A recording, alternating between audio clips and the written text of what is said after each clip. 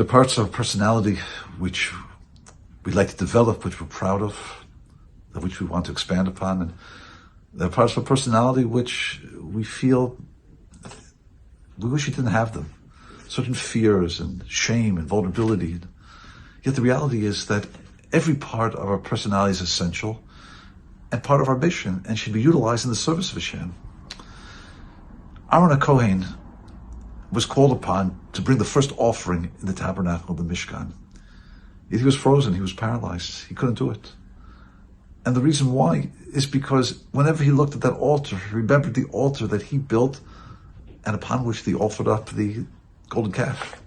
Granted, Aaron didn't participate in any idol worship, but he did build the altar. He was trying to delay, tried to wait till Moshe returned, but the altar that he built and the calf that he created, although not idol worship, or an idol in any way, was utilized incorrectly and inappropriately. So when he looked at that altar now, which was to be utilized for that first offering for Hashem, all he could do was remember what he did. He felt the shame of the golden calf. He looked at the altar and he said, I can't do this. I'm the wrong person for this job. I created an altar for a calf, and now I have to bring the first offering on this altar. He was stuck, he was paralyzed.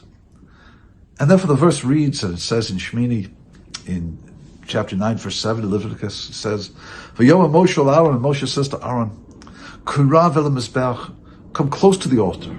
Aser kotoschu ulotchu chaper bi'adchu yad ha'am. Come close to the altar, Aaron, and bring the sin offering and the elevation offering. May it be atonement, may it be an atonement for you and the nation. The fact that Moshe has to say, Krav, come close, it must mean that Aaron did not want to come close. And Rashi, quoting the Medrash, explains and says the words, Aaron bosh v'yor the geshet. Aaron was filled with shame, and he was afraid to approach the altar. Amala Moshe says to him, Lama tabosh? Why are you ashamed? L'chak nivcharta. Aaron, you were chosen for this. Aaron, you were chosen to lead the Jewish people. You were chosen to bring this offering. You're the Kohen Gadol. You were chosen, Aaron. Why are you embarrassed? It's difficult to understand that statement. And there's a beautiful insight brought by the Degel Makan Ephraim, who was the grandson of the Baal Shem Tov, the son of Edel. And he, recording his grandfather, the Baal Shem Tov's insights and observations, he says as follows. He asks a question. He says, V'hu tamuah, this is a wonder. How can Moshe possibly trying to inspire Aaron to come close? Aaron, don't be embarrassed. You were chosen for this. It's exactly because he was chosen. That's why he's embarrassed. And he says, Tamuah, this is a wonder. Because Aaron was chosen to be the one to come close to the altar and bring that first offering. That's the whole reason why he couldn't remove the embarrassment from himself. Because he has to perform the service before Hashem on an altar. And he participated and built an altar for the golden calf. That's the reason why he's filled with shame. So how could Moshe try to inspire him by saying, because you were chosen, don't be embarrassed. It's because this is what you were chosen for. It's exactly because he was chosen for this. That's the reason why he's embarrassed. So the Degel Makan Ephraim continues and quoting Baal Shem Tov. He says as follows. He says, no, you have to read those words a little bit differently. And you have to read it like this. Aaron, it's because you have fear and shame. That's the reason you were chosen. It's because you have shame. Because you feel that sense of your own inadequacy. It's because you feel that vulnerability in yourself. That's what makes you the perfect ambassador to represent the Jewish nation before Hashem. You know what it's like to feel brokenness. You know what it's like to feel incompletion. You can relate to your own vulnerability.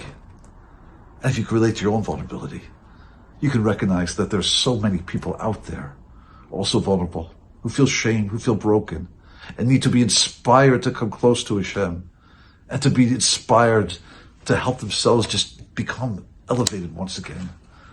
Aaron, it's because you have fear. It's because you have busha. It's because you have this shame. It's because you have this experience This is what makes you the perfect man for the job. In other words, what you think is your deficiency is really your efficiency. Your shame creates vulnerability. It makes one aware that one needs a shame. If you could experience that in yourself, you could understand that other people are experiencing that as well. And they need to be uplifted and they need to be inspired. It's your bush, Aaron, it's your shame. It's the fact that you look at that altar and you remember the golden calf and you feel shame. That's why you were chosen. That shame is necessary for your mission. And this is how we have to look at ourselves. The vulnerability that we experience, the feelings inside of ourselves, which we tend to feel inadequacies. The parts of ourselves that feel broken at some times. That's where our vulnerability lives. That's where we feel the need to bring Hashem into our lives in a deeper way.